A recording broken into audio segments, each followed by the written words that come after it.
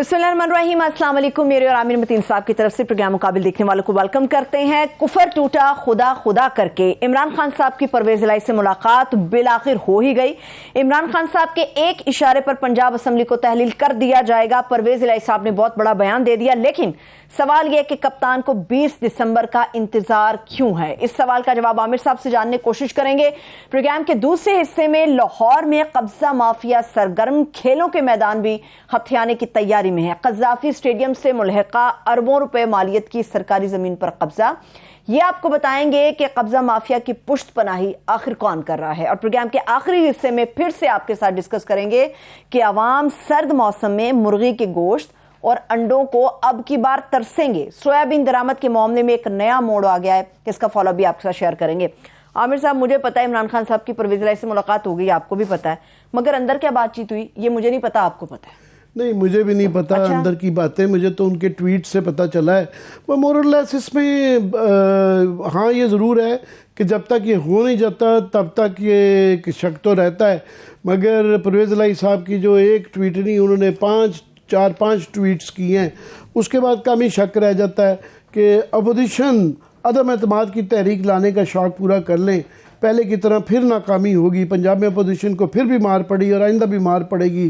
जागते में ख्वाब देख रहे हैं ये। फिर उनका एक और उन्होंने क्लैरिफाई किया है कि पंजाब असम्बली का इजलास हो रहा है तो गवर्नर राज भी नहीं लग सकता। ये कानूनी तौर पे ठीक है। ये जो बहस हो रही थी ये फजूल बहस थी कि जी हम गवर्नर राज लगा देंगे, नहीं लग सकता। अपोजिशन को मुखलसाना मशवरा यह है कि वो बात करने से कबल असम्बली के रूल्स ऑफ बिजनेस मुताला कर लें। उसके बाद उन्होंने इस बात का एम्फसिस के साथ ये कहा है कि हम इमरान खान के साथ हैं, गलत फहमियाँ पैदा करने वाले पहले की तरह अब भी नाकाम रहेंगे।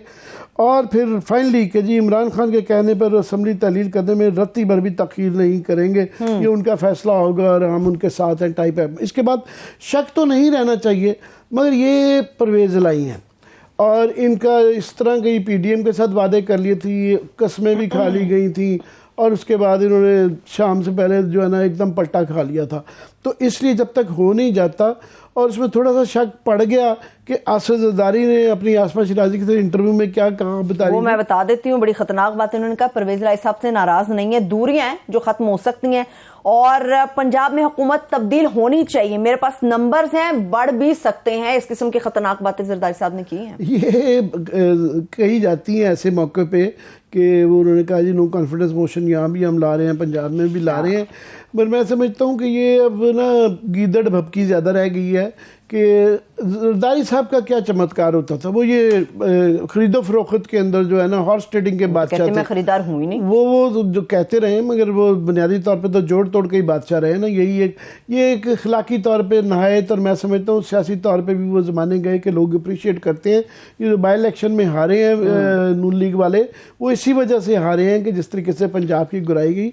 ये आइनी तौर पर एक चीज़ आप उसको ट्विस्ट करके यूज़ कर लें।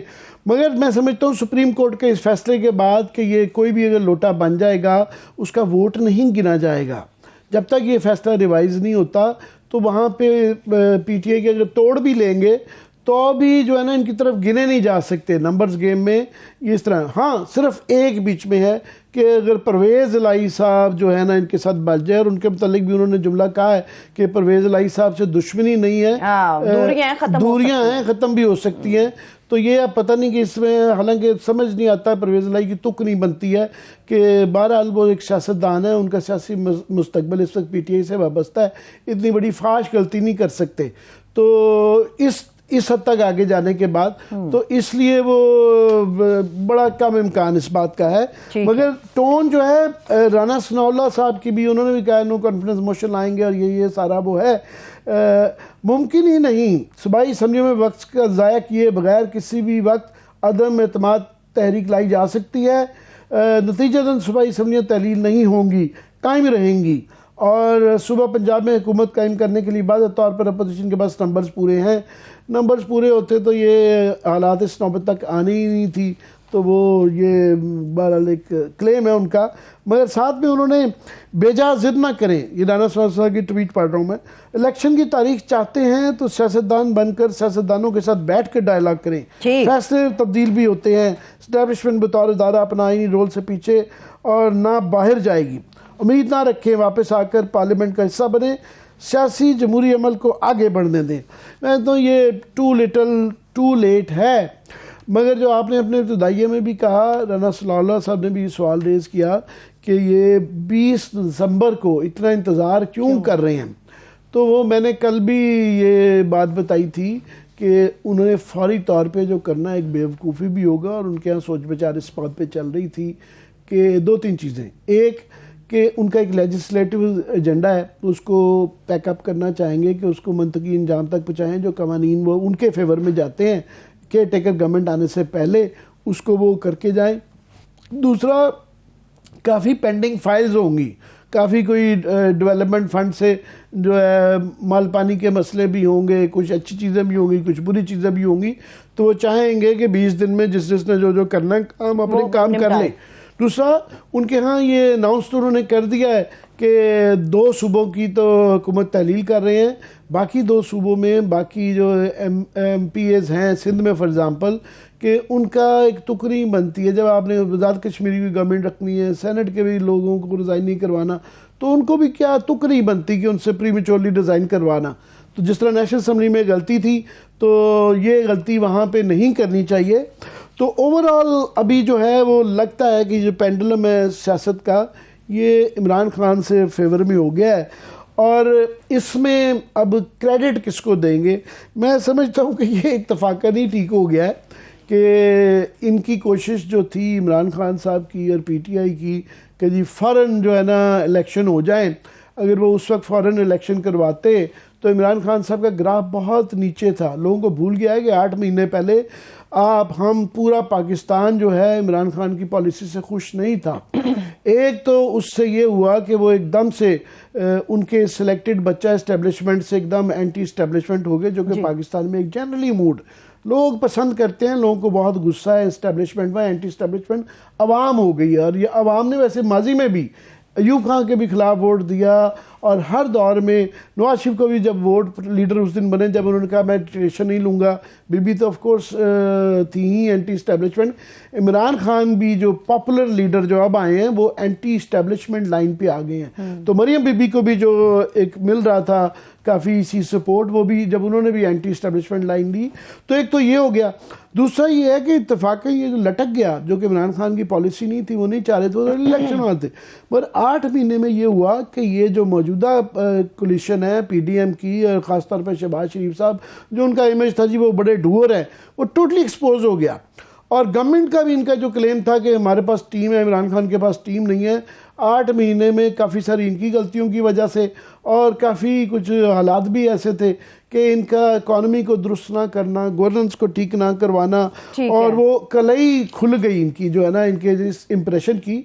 तो इत्तफाकन ये मैं समझता हूँ ये इमरान खान का इसमें दोष नहीं है, इत्तफाकन हालात turned out in is right way कि अब इलेक्शन वो होते हैं, तो ये बड़े कम ही लोग इस बात पे इख्तलाफ करेंगे। चलिए मज़ीद तज्ज़िया हम मालिक साहब से ले लेते हैं। इस वक्त सीनियर सहाफ़ी मोहम्मद मालिक साहब ने हमें ज्वाइन किया प्रोग्राम मुकाबिल में। Sir thank you so much आपके वक्त के लिए। जी मालिक साहब, मैं आपने शायद थोड़ा सा तबसरा सुना ही होगा कि ये हालात इस तरीके से टर्न आउट किए हैं कि PTI के फेवर में हो गए हैं कि अभी तकरीबन बड़े कम लोग इख्तलाफ करेंगे कि जिस तरह की वेव चल रही है और जिस तरह के महंगाई के, गैस लोड शेडिंग और ये मसाइल चल रहे हैं, इसमें ये 3 महीने बाद इलेक्शन होते हैं, तो वो PTI के ज़्यादा इम्कान है उनको जीतने के 2 सूबों के अंदर। मगर मेरा पॉइंट ये था कि ये इत्तफाकन ऐसे हो गया है। PTI की तो कोशिश थी कि फौरी तौर पे इलेक्शन, अगर फौरी तौर पे करवा लेते तो शायद ये नतीजा ना निकलता। नहीं, उनको तो बहुत बड़ा एडवांटेज हो गया। देखें आमिर, हमारा सबका ख्याल यही था कि PTI की फ्यूचर स्ट्रैटेजी तब क्लियर होगी जब appointment of army chief clear हो जाएगी। जब आर्मी चीफ की अपॉइंटमेंट हुई तो वो ऐसी अपॉइंटमेंट हुई जिसमें खान साहब अनकंफर्टेबल थे, तो उनको ये तो नजर आ रहा था कि शायद अब वहां से वो सपोर्ट, या वो सपोर्ट छोड़ें दूर की चीज है, शायद गवर्नमेंट पे भी इंस्टीट्यूशन एग्जर्ट ना करे प्रेशर फॉर अर्ली इलेक्शंस। तो इनके पास आखिरी मूव यही थी, और this is a perfect timing for him. I totally agree with you कि इससे बेहतर इस वक्त उनके लिए आखिरी जो उनका पता था, जो रखा हुआ था, परफेक्ट टाइमिंग पे आ गया है, और ये इलेक्शन करवा लेंगे। एंड आई थिंक अभी ये जो महंगाई की सूरत हाल है और अभी जो गैस की इसकी सिचुएशन है सारी, इसने भी लोगों को बड़ा दुखी करना है। और अगर ये 20th से पहले असेंबली तोड़ देते हैं तो ये 20 मार्च से पहले इलेक्शन भी करवा लेंगे, और डेफिनेटली इनका जो chance of having a good clean majority ये बनेगा। और जनरल इलेक्शन जैसे आप बात कर रहे थे एक दिन पहले भी, जनरल इलेक्शंस में भी इनको बड़ा सपोर्ट होगा अगर इनकी गवर्नमेंट होगी पंजाब के अंदर। बिल्कुल उसका एज होता है, उसका एडवांटेज होता है। और तब तो आपको नेशनल असेंबली का इलेक्शन अलहदा हो रहा होगा, तो वहां पे कोई गवर्नमेंट इनकी एग्जेक्टिव सारी इनके कंट्रोल में होगी, बहुत बड़ा एडवांटेज होगा। और मालिक इसमें ये अगर इनकी ख्वाहिश के मुताबिक री इलेक्शन हो जाता 7-8 माह पहले, तो उस वक्त एक फैक्टर जो आपने कहा कि जनरल बाजवा थे, उनके तमाम तर क्लेम्स के बावजूद के वो बार बार ये दोहराते रहे कि हम पॉलिटिक्स से हट गए थे। और हमें नज़र आ रहा था कि जिस तरह पंजाब की गवर्नमेंट चेंज कराई, जिस तरह यहाँ भी गवर्नमेंट चेंज करवाई हुई, और उसके बाद भी जिस तरीके से लोगों को उठाए जा रहे थे, और जो एक जुल्म सितम की एक दास्तान जो कि पाकिस्तान की तारीख में मेरा ख्याल है सिविलियन गवर्नमेंट में इस तरह की बातें कभी नहीं हुई, तो वो उनके होते हुए अगर ये इलेक्शन हो जाता तो इस्टेब्लिशमेंट का जो एक तरीकाकार बन गया हुआ था वो शायद इतना फेवरेबल इमरान खान के नहीं होना था। अब जो है ये जनरल आसिम बाजवा से आज एक बड़ी पॉजिटिव चीज़ आई है। आसिम मुनीर साहब जो है, सॉरी ये मेरी माफ़ कर दें, मुझसे गलती हो गई, हो जाएगा, जैसे आदत पड़ जाएगी। जनरल आसिम मुनीर साहब के आने से ये है कि आज एक छोटी सी इंडिकेशन है, it's a very small development, मगर आई थिंक इट्स इम्पॉर्टेंट कि उन्होंने आज ISPR की, आज जनरल साहब की मुलाकात हुई सऊदी सफ़ीर के साथ। तो जनरल बाजवा कोई मौका नहीं जाने देते थे, और उनके दौर में ISPR के हर जगह पे उनकी तस्वीरें आती थी, रोज़ उनकी तस्वीर कहीं ना कहीं आती थी। ISPR ने सिर्फ एक खबर दी कि जी उनकी मुलाकात हुई, कोई तस्वीर रिलीज़ नहीं की। तो ये अगर इंडिकेटर है तो उससे नज़र आता है कि वो पहला, मैं समझता हूँ ये इंडिकेटर आया है कि ISPR का रोल भी डिफरेंट होगा, और शायद इस्टेब्लिशमेंट का भी रोल एक वो इंडिकेशन देना चाह रहे हैं डिफरेंट होगा। Your take? My take is let's not get carried away.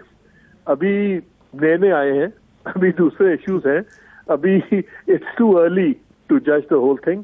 आपको याद है जब जस्टिस साकिब निसार साहब आए थे तो ये बहुत खिलाफ थे सो मोटोस के, फिर उन्होंने एक सो मोटो लिया, फिर उसका बेंच को दे दिया, फिर एक दूसरा सो मोटो लिया, वो भी बेंच को दिया, खुद नहीं सुना, फिर उसके बाद सो मोटो उसकी लाइन लग गई, मजा आना शुरू हो गया उनको। हाँ, फिर नए आर्मी चीफ आए हैं, अभी he doesn't want any attention on him. अभी तो उन्होंने आए हैं, कुछ अपॉइंटमेंट्स करनी है, एडजस्टमेंट्स करनी है, ऐसे मौके पर तो आप बिल्कुल नहीं चाहते कि आपके ऊपर अटेंशन हो। बात तो ये बात करेंगे आज से 6-8 माह के बाद या 6 माह के बाद, जब अभी जनरल इलेक्शंस की बात आएगी, अभी पॉलिटिकल रोल इंस्टीट्यूशन को चाहे या ना चाहे। देखें, ऐसी सिचुएशन है कि आर्मी चीफ में चाहे या ना चाहे वो अपने आप को अलहदा नहीं कर सकते पॉलिटिकल प्रोसेस से। जो मुल्क के हालात हैं, इंस्टीट्यूशन अभी बिल्कुल अलहदा नहीं हो सकता। इमरान खान साहब का भी कल का बयान देख लें, जब उन्होंने ट्वीट के साथ कायदे आजम का लगाया हुआ था स्टेटमेंट, उनकी तकरीर का हिस्सा, लेकिन ऊपर आप उनकी ट्वीट पढ़े तो ट्वीट में उन्होंने कहा कि things need to be corrected.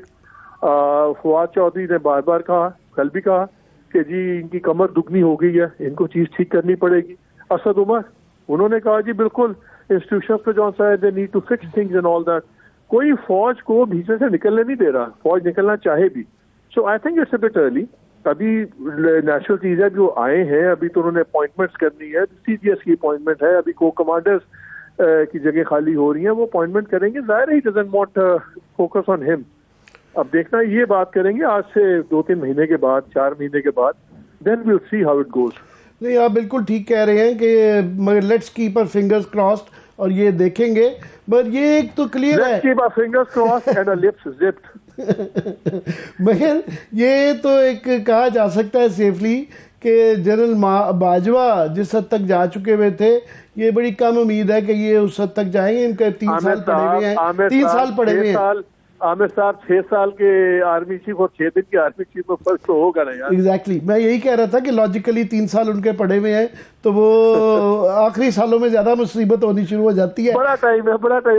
मगर आपने कहा कि 7-8 माह बाद नेशनल जो है इलेक्शंस पे देखा जाएगा, मगर 2 चीजें हुई हैं। एक तो ये है कि ये फैसला, क्योंकि 3 माह बाद जब ये अगर असम्बलियाँ तहलील हो जाती हैं और सूबाई असम्बलियों के इलेक्शन हो जाते हैं, तो मेरा ख्याल है मोर और लेस नेशनल असम्बली का भी फैसला समझ लें हो ही गया। एक तो मूड बन जाता है और फिर दो आमिर वो नहीं करेंगे, दे कांट अफोर्ड इट। मेरी आज भी बात हो रही थी। नहीं वो टाइम पे कराएं मगर इस बात का इम्कान पीटीआई गेट स्ट्रेंथेंड कि उनकी अगर ये 2 सूबों में गवर्नमेंट हो जाती है और उनके चीफ मिनिस्टर बैठे होंगे तो उनका नेशनल असम्बली जीतने का एक बहुत ज्यादा इम्कान जो है वो बढ़ जाता है। बहुत स्ट्रेंथ मिलती है, बहुत स्ट्रेंथ मिलती है, बहुत बढ़ जाता है और उससे एक आपकी एडमिनिस्ट्रेटिव भी आपको एक फायदा होता है, पॉलिटिकल भी होता है और मूड्स। हमारे पंजाब में कहते हैं बंदे नाल ते बंदा लड़ ले, नसीबा नाल कौन लड़े। खान साहब खुशकिस्मत आदमी है, हाइट ऑफ अनपॉपुलैरिटी थी, गवर्नमेंट गिर गई, सारी अल्लाह ने उनको पॉपुलैरिटी वापस दे दी। वो कुछ मूवमेंट्स प्रेस करना चाहते थे, आर्मी ने उस वक्त चेंज उनके मुताबिक नहीं थी तो वो चीज प्रेस होम नहीं कर सके। अब आर्मी की कमांड चेंज हो गई है, उन्होंने अपना आखिरी पत्ता फेंक दिया, उसकी टाइमिंग के लिए बड़ी अच्छी है। I think he is just very lucky, बहुत खुशकिस्मत। वो मैंने कहा कि इत्तेफाकन हुआ है ये। अब ये कहना कि जी ये बड़े चालाक थे और उन्होंने इनकी डिमांड्स ही और थी और जो इत्तेफाकन हो गया है बड़ी उनके मुताबिक पत्ते लग गए हैं उनका, उसमें अल्लाह का बहुत एहसान है और किस्मत का एहसान है।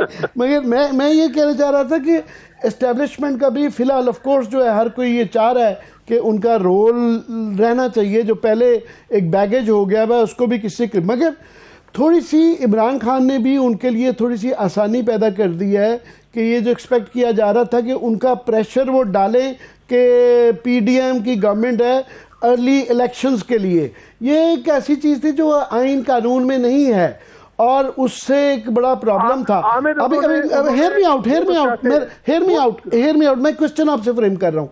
क्वेश्चन ये है कि वो अभी उन्होंने सियासी एक चाल चल के एक राह निकाल ली है इमरान खान साहब ने अपने लिए, बजाय इसके कि उम्मीदों पे रहते। नहीं उनका तो देखें, उनका वो तो चाहेंगे कि उन पे प्रेशर डले, उन पे एस्टैब्लिशमेंट प्रेशर डाले कि आप अर्ली इलेक्शंस करें कि उनको क्विक प्रो को में कुछ मिल जाए, या वो इतना प्रेशर डालें कि वो चीज़ों को इतना खुल के उसको ले आए सामने कि वो कहें ठीक है जी हमने तो रियासत पे सियासत कुर्बान कर दी है।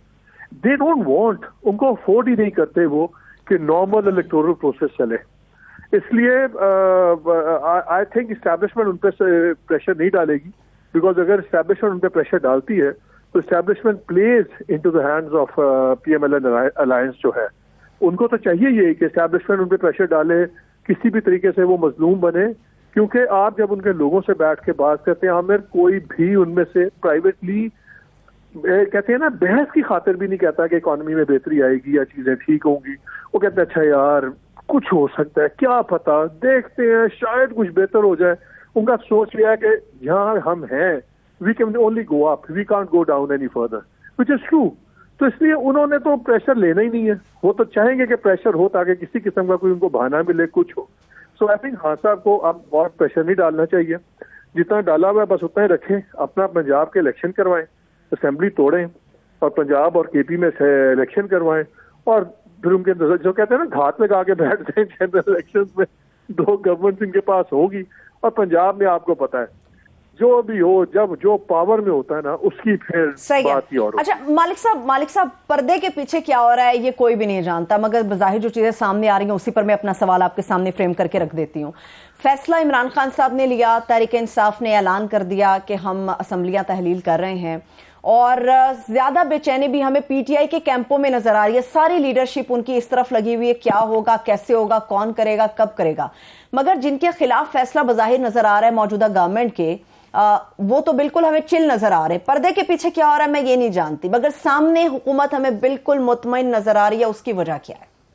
नहीं मुतमईन नहीं है, उनके पास ऑप्शन कोई नहीं है। देखिए आपको तब बेचैनी होती है, इस्तराब होता है, अगर आपने 2-3 चीजों में से एक चीज का इंतखाब करना हो और आपको ये हो कि यार ये ना हो कल को मेरा फैसला गलत हो जाए।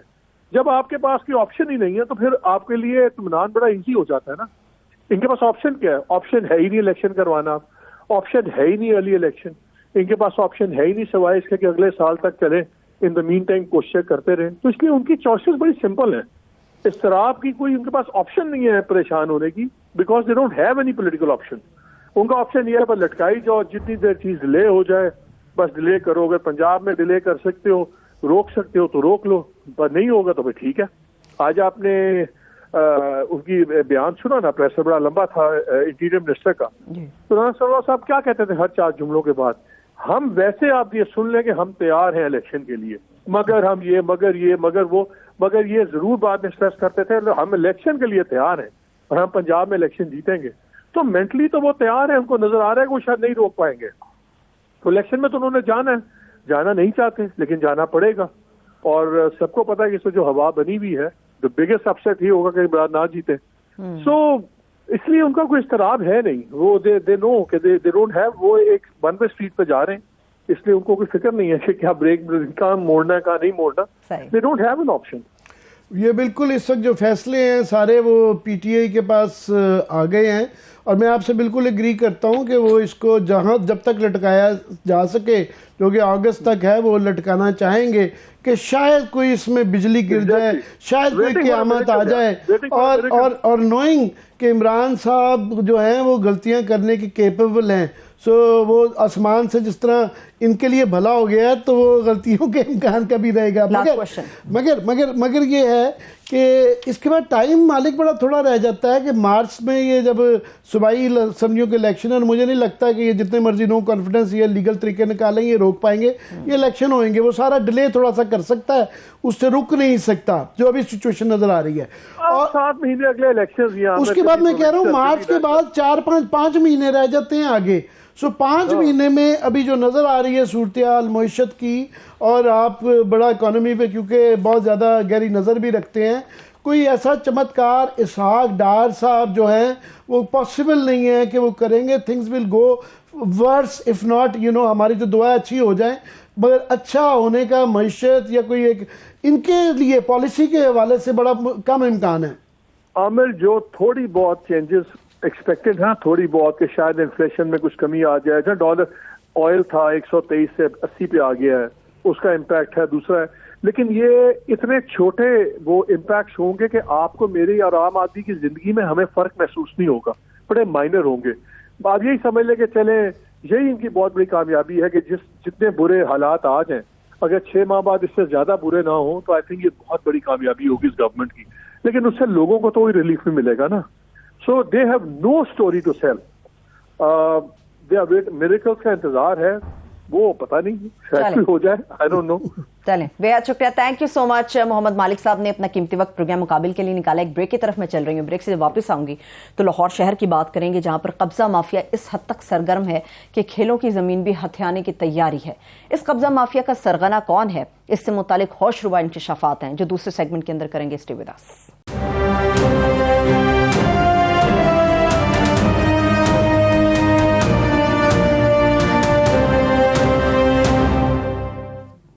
ब्रेक के बाद एक बार फिर से प्रोग्राम में हम आपको खुश आमदेद कहेंगे। आमिर साहब, कब्जा माफिया तो बहुत सारे सुनते हैं, ये कौन है जो और लाहौर को उजाड़ करने के लिए आ गया सामने? जी, पाकिस्तान में कब्जा माफिया की तो रोज़ एक स्कैंडल आते हैं, लोगों को आदत हो गई है।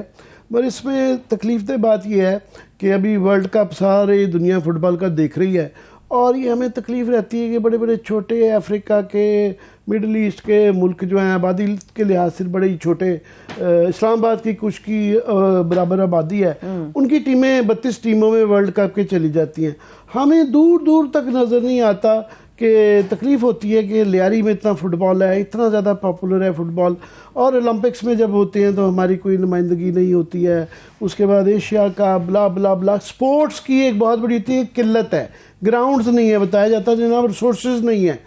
मगर जो हैं, जो इक्का दुक्का बहुत कम है, मगर जो हैं, जब ये इत्तला मिलती है कि जी वो उन पे भी कब्ज़ा माफिया कब्ज़ा कर रहा है, और उनके भी चाइना कटिंग तो दूर की बात है, टोटली कब्ज़ा। तो ये एक वाक़या है जिसको ये जो सब्जियाँ तहलील होने का जो सुन रहे हैं, तो कुछ लोगों को बड़ी जल्दी है कि इसके अंदर जितना भी माल बनाया जा सके बना ले। तो ये मैं उससे लिंक कर रहा हूँ कि एकदम से रातों रात एक लाहौर में वाक़या हुआ है कि ये कज़ाफ़ी स्टेडियम से मुल्क का जो है एक पाकिस्तान स्पोर्ट्स बोर्ड का एक लाहौर सेंटर है, जिसके अंदर बॉक्सिंग भी है, वॉलीबॉल भी है, बास्केटबॉल, ये सारी खेलों की ग्राउंड्स हैं। उसके ऊपर जो है एक रातों रात एक कब्ज़ा किया गया है और उसके कब्ज़े के अंदर जो है पंजाब पुलिस और लोकल एडमिनिस्ट्रेशन शामिल थी करवाने में। इनकी कोई वहाँ पे जो है 20 कनाल की ज़मीन है और जिसके ऊपर ये सारा प्रेमिसेस था लाहौर सेंटर का, स्पोर्ट्स का, पाकिस्तान स्पोर्ट्स बोर्ड का। तो उनके डायरेक्टर साहब ने ये ख़त लिखा है जो कि ये दिखाया जा रहा है यहाँ पे अपने जो है डीजी साहब को पाकिस्तान स्पोर्ट्स बोर्ड के कि हमें खुदा के लिए बचाया जाए, रेस्क्यू किया जाए, क्योंकि ये 20 ये ज़मीन 20 एकड़ का रकबा है पूरा। 20 जी उसका एकड़ नहीं, 20 एकड़ का ये रकबा है पूरा, 10 कनाल के ऊपर इसके ऊपर कब्जा होगा। उसमें ये था कि ये ओलंपिक एसोसिएशन ने 1965 में इनको डोनेट किया था कि ये स्पोर्ट्स की प्रमोशन के लिए। और अब जो है बीच में एक तंजीम है उसको कहते हैं जी ताउन। ये ताउन जो है पंजाब गवर्नमेंट का ताउन, वो पंजाब गवर्नमेंट का जिस तरह नाम इस्तेमाल किया जाता है, CDA का नाम इस्तेमाल किया जाता है, ये अबू धाबी ग्रुप जो है बहुत बड़ा $10 बिलियन का एक ग्रुप है। इसके अंदर UAE के हुक्मरान शामिल हैं और ये उनके साथ वो कह रहे हैं जी हमारा इल्हाक है। मगर ये स्पोर्ट्स की ग्राउंड पे रात उन्होंने पुलिस और उसके साथ कब्ज़ा किया है और 10 कनाल की जगह पे ये दीवार बनाने की रातों रात उन्होंने इन सब को वहाँ पे जो बॉक्सिंग का रिंग था उसको भी तोड़ दिया है, वॉलीबॉल ग्राउंड के भी वो पैकअप कर दिया है, तमाम जो वहाँ पे स्पोर्ट्स की फैसिलिटी थी सबको रातों रात रेज करके रातों रात वो करके जिस तरह कब्ज़ा का तरीका होता है और वो वहाँ पे बुनियादें उसकी बना के दीवार खड़ी कर रही हैं 10 कनाल का टोटा। अब ये 10 कनाल जो है इसके बिल्कुल सामने लाहौर के से जो लोग जानते हैं कि ये कज़ाफ़ी स्टेडियम और कलमा चौक के दरमियान में एरिया है और इसके अपोजिट जो है अबू धाबी ग्रुप का ही जो है वो एक मुबारक सेंटर बन रहा था। अच्छा। जिसके मतलब ये बताया जाता है कि लाहौर की शायद सबसे बड़ी बिल्डिंग प्लान हो रही थी और ये अबू धाबी ग्रुप ये भी बना रहा था, तो ये शायद उसकी एक्सटेंशन होगी। तो आप एक कमर्शियल जो ग्रुप को, पहला क्वेश्चन तो ये है कैसे स्पोर्ट्स की उसकी अरेज करके इन अ वेरी डूबियस वे रातों रात कब्जा करवा के ये दी जा रही है। पहला इसका तो इशू ये है। दूसरा ये कि ये कौन करवा रहा है, जिस तरीके से किया है वो नाम ले रहा है जी हम तो जो है पंजाब गवर्नमेंट के जो है ताउन में है। भाई साहब ये एक प्राइवेट कंपनी है, ये रातों रात तो चोर आया ये प्राइवेट कंपनी है, ये ताउन जो है ताउन और इनके जो काम है ये फाइनेंशियल सर्विसेज देते हैं, टेलीकम्युनिकेशन की और रियल एस्टेट की।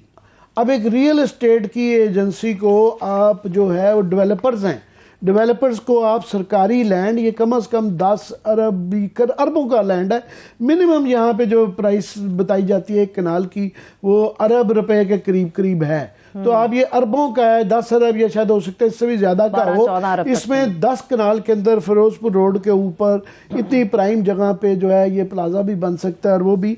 दूसरा इसके अंदर एक जो एलिमेंट आ जाता है वो सूबे और सेंटर का भी आ जाता है कि ये याद रहे कि यहाँ पे जो सूबाई गवर्नमेंट वहाँ पे वो उन्होंने ये भी इशू बना दिया कि जनाब हम इंडिपेंडेंट हैं, मगर बहरहाल स्पोर्ट्स की यहाँ पे एक मिनिस्ट्री एग्जिस्ट करती है, उनके पूरे पाकिस्तान में प्रेमिसेस है। और सूबे इस तरह पे जो फेडरल स्पोर्ट्स के इदारे हैं जिस तरह के पाकिस्तान स्पोर्ट्स बोर्ड है उस पर कब्जा करना शुरू हो गए तो कल को ये फिर ये कज़ाफ़ी स्टेडियम भी बेच देंगे, ये हॉकी स्टेडियम भी बिक जाएगा कि जी वो हमने कब्जा कर लिया, रातों रात पुलिस आएगी। ये ट्रेंड बड़ा खौफनाक है, इसके बड़े ज़्यादा इसके संगीन कॉन्सिक्वेंसेस हो सकते हैं। तो ये एक बड़ा एक तकलीफ दे है और ये इस पे हमने कोशिश की तावन वालों से बात करने की। एवरीबडी इज़ क्वाइट, कोई नहीं बात कर रहा। हमने कहा जी वो पुलिस ख़ास तौर पर क्योंकि आई है कि जनाब ये लोग इशारा करते हैं कि टॉप से आई है इतनी बड़ी ज़मीन, और क्योंकि टॉप पे जो पंजाब में इस वक्त बैठे हुए हैं उन पे पहले ही बड़े इल्ज़ाम हैं कि कब्ज़ा और ये वाले कामों का। तो मेरा ख्याल है ये वहाँ पे प्रोविंशियल गवर्नमेंट को और इमरान खान साहब को जाते हुए ये अपने पे ब्लॉट ना लेके जाएं। ये धब्बा है और ये स्कैंडल बनना है और ये बहुत बड़ा स्कैंडलस है ये इसका जो। आमिर साहब कहा जाता है सुनता जा शर्माता जा, मैं कहूंगी सुनते जाओ और रोते जाओ। मुझे समझ नहीं आ रही, सरकारी जमीन है, रातों रात चोरों की तरह कब्जा होने जा रहा है, पंजाब पुलिस के लोग आ रहे हैं, लोकल इंतजामिया इसमें मुलविस है और कब्जा किस पे हो रहा है? सरकारी जमीन के ऊपर कब्जा। सरकारी जमीन पे 10 कनाल का और पुलिस की मदद से हो रहा है। और ये वैसे तकलीफ दे, मैंने कहा कि कोई भी आदमी जो जिसकी ख्वाहिश है कि पाकिस्तान में अगली जो है प्रमोशन जो स्पोर्ट्स की हो, और एक उसकी जगह पे एक प्लाजे बन जाएं, उसकी जगह एक कमर्शियल बिल्डिंग बन जाए और रियल एस्टेट डेवलपर्स को दे दी जाए। मतलब हमारे यहाँ बड़ा कुछ होता है, मगर वो जो ज़्यादा करती हैं कब्जे वब्जे वो हाउसिंग सोसाइटीज़ करती हैं। ऑफ कोर्स गवर्नमेंट का नाम इस्तेमाल होता है, यहाँ तो बाकायदा गवर्नमेंट की लैंड है और वो एक कमर्शियल उसको दी जा रही है। और उसका और एक और इस तरह की जब बेची जाती है ज़मीन की, ये मेरा 1974 का है कि जो लीज़ पे दी जाती है उससे मार्केट प्राइस ली जाती है। अगर आपने देनी हो, अव्वल तो ये स्पोर्ट्स की बढ़नी चाहिए, लैंड कम नहीं होनी चाहिए, और वो बढ़ा के अगर ली जाए तो वो उसकी ऑक्शन होती है, और उससे अगर देना भी हो, इवन ये जो ओकाड़ा का केस चल रहा है जो कि आर्मी ने लीज़ की हुई थी, तो वहाँ इशू यही है कि वो कह रहे हैं कि कानून है पंजाब का एक बना हुआ था 1974 में आई थिंक, कि मार्केट प्राइस पे आप दे सकते हैं। सो आपने ये एक डकोसला सा बना के जी, तावन एक इदारा है जो कि पंजाब गवर्नमेंट की जी वो पार्टनर्स हैं, वो पार्टनर्स तो हैं, ये इस तरीक़ा की जो डूबियस पार्टनरशिप होती है, ये कोई प्राइवेट सेक्टर और गवर्नमेंट का ये प्रोजेक्ट नहीं है। ये सारा इन जो नज़र आ रहा है अभी तक वो प्राइवेट सेक्टर के ही बेनिफिट में जा रहा है, और प्राइवेट सेक्टर में भी ये एक बाहर की कंपनी है उसको ये फेवर किया जा रहा है। एक आखिरी सवाल फिर मैं ब्रेक की तरफ चली जाऊंगी। ये पार्टनरशिप तो नहीं, ऐसे मामलात को तो गठजोड़ कहा जाता है ना। ये गठजोड़ में वही कह रहे हैं ना कि इसमें वो हमने बड़ी कोशिश की तावन वालों से पूछने की कि आप बता दें, तो वो कहते हैं कि जनाब वो हमारी जो है ना पार्टनरशिप है पंजाब गवर्नमेंट के साथ, तो वो मिलके, तो ये इसके सवालात हैं ये जो मैं पूछे हैं कि इनके हमें जवाब दे दें कि वाई स्पोर्ट्स लैंड आप वो ख़रीदें, और अगर उन्होंने ये बनाना है जिस तरीके से ये यहाँ पे फॉरेन ऑफिस ने भी स्कूल की जगह लेके जो है वो बाहर बेचने की कोशिश कर रहे थे, ये वही केस है। इसका फॉलोअप भी देते रहेंगे। एक ब्रेक की तरफ चलते हैं, हम ब्रेक से वापस आ रहे हैं। पहले ही आमिर साहब बार बार बता चुके हैं, सर्दी शदीद बढ़ रही है, गैस तो आएगी नहीं, बिजली की ऑलरेडी लोड शेडिंग हो रही है, कोयला वैसे पहुंच से बाहर है, इस बार मुर्गी का गोश्त तो नापैद होगा, अंडे भी नहीं मिलेंगे। ये जुल्म कौन ढा रहा है ये आपको बताएंगे। ब्रेक से वापस आके हमारे साथ रहिए।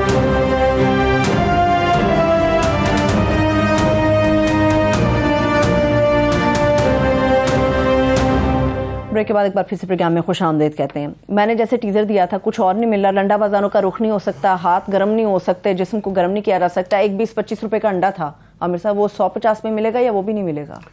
सिर्फ अंडा ख़तरे में नहीं है, मुर्गी का गोश्त जो है वो सबसे सस्ता वही होता है, वो भी बंद होने का भी ख़तरा है, और पूरी आपकी पोल्ट्री जो इंडस्ट्री है उसके ख़तरे में है। लाखों मुर्गियां मर सकती हैं, उसके बाद जो है पोल्ट्री फार्म जो हैं ये बंद हो सकते हैं, क्योंकि ये हम इसलिए कल भी हमने जिक्र किया था, और वो पूरे पाकिस्तान में अभी उस इशू को उतना सीरियसली नहीं लिया जा रहा जितना ये है, क्योंकि ये जो सोयाबीन आती है बाहर से हम इम्पोर्ट कर रहे हैं, पिछले 8 साल से इम्पोर्ट कर रहे हैं, हर साल ये आती है।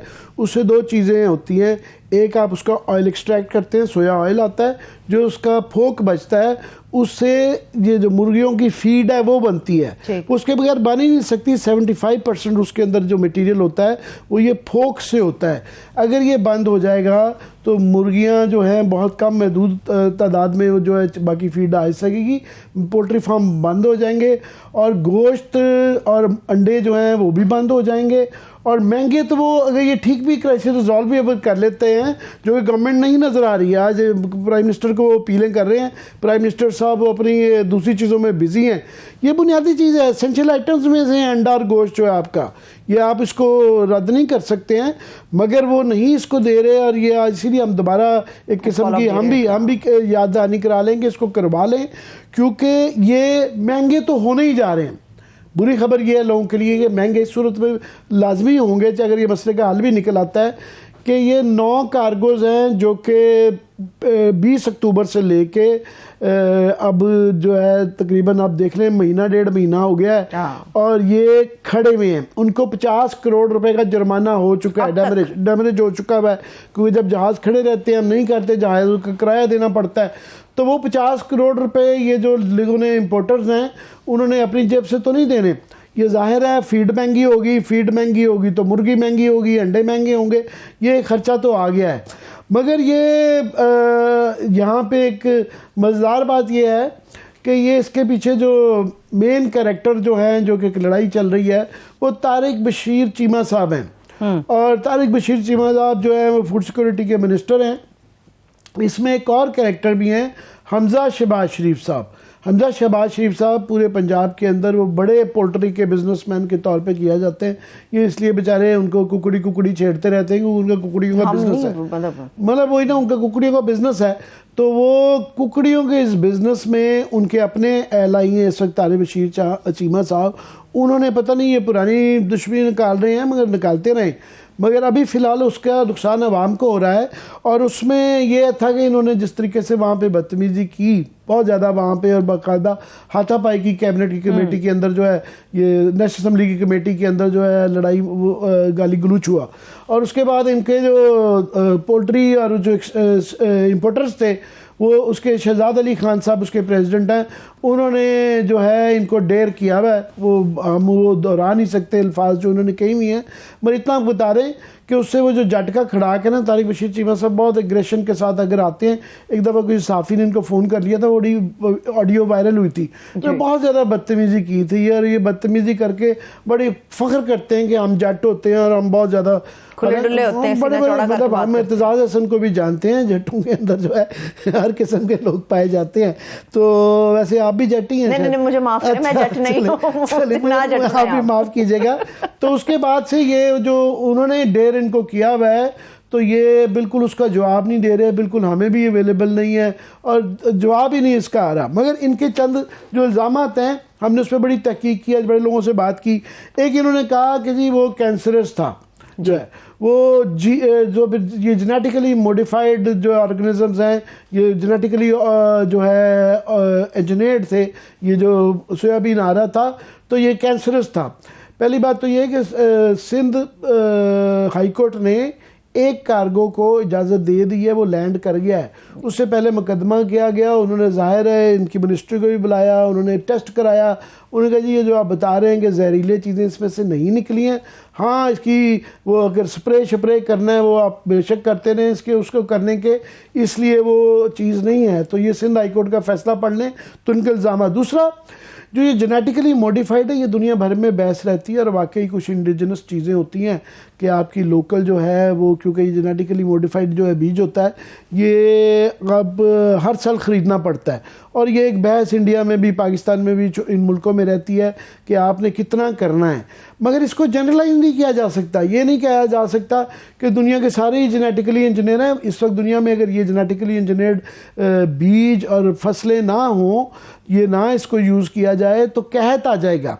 अमेरिका में for example 70 to 80% genetically modified वो कराते हैं। ऑफ कोर्स वहाँ भी एनवायरनमेंट की एजेंसी भी है जो उसको देख रही है, इसके नुकसानात को, उनकी USDA भी है, उनकी और एजेंसीज हैं, वो टाइम टू टाइम देखती रहती हैं कि इसका कोई एनवायरमेंटल इम्पैक्ट तो नहीं है या मुज़र सेहत तो नहीं है। तो ये हमारे यहाँ भी ये वाली रेगुलेशन की ज़रूर होनी चाहिए। पर हमारे यहाँ भी जो है काफ़ी सारी इस तरह की चीज़ें हैं, कॉटन में और कई चीज़ों में हम जेनेटिकली मॉडिफाइड चीज़ें इस्तेमाल कर रहे हैं। तो हाँ, वो कुछ चीज़ों पे नहीं करनी चाहिए, या इसकी जो कॉरपोरेट इसके अंदर जो एक साजिश होती है उस पर नज़र रखनी चाहिए, वो है।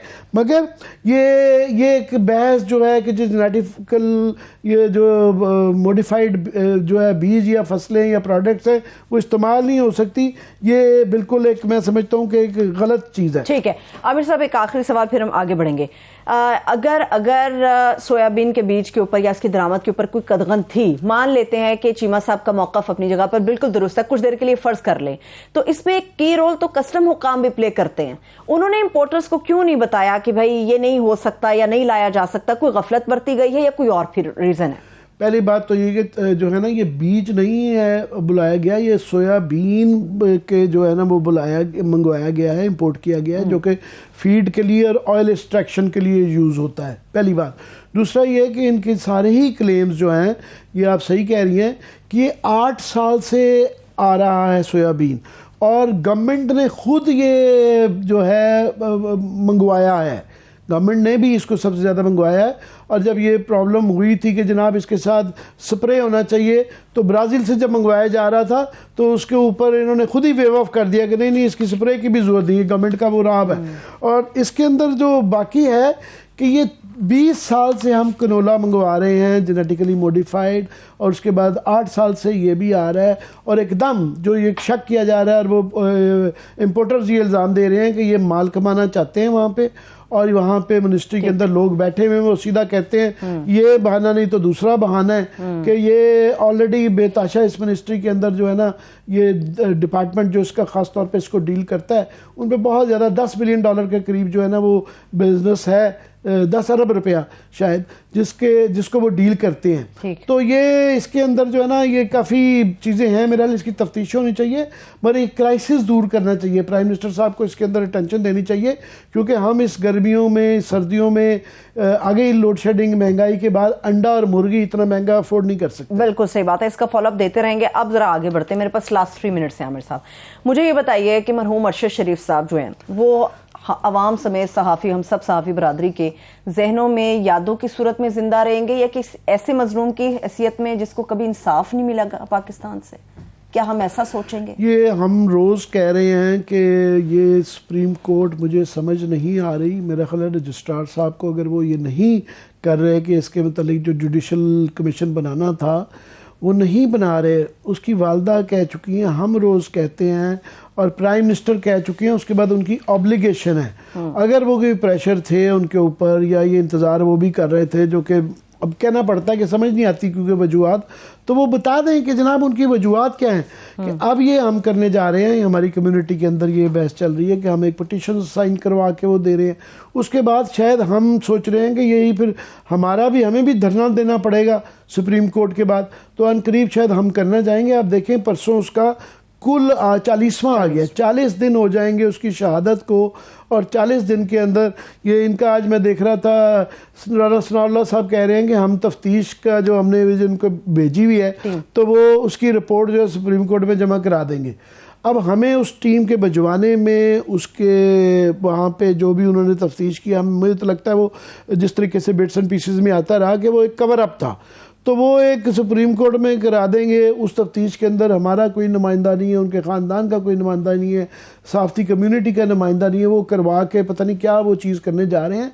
तो मेरी गुजारिश होगी सुप्रीम कोर्ट के चीफ जस्टिस साहब से कि खुदा के लिए इसके अंदर या तो हमें रीजंस बता दें, वरना इसका जुडिशल कमीशन बना दें, जो कि वज़ीर आज़म की तरफ से कहा गया था। हम उम्मीद करते हैं कि जिस इंसाफ के लिए हम हर रोज़ तमाम सहाफ़ी बरादरी बात करती है, वो इंसाफ ज़रूर मरहूम अरशद शरीफ साहब के लिए अदलिया की तरफ से आएगा। मुझे इजाज़त दीजिए, अपना बहुत सा ख्याल रखिए, खुदा हाफिज़।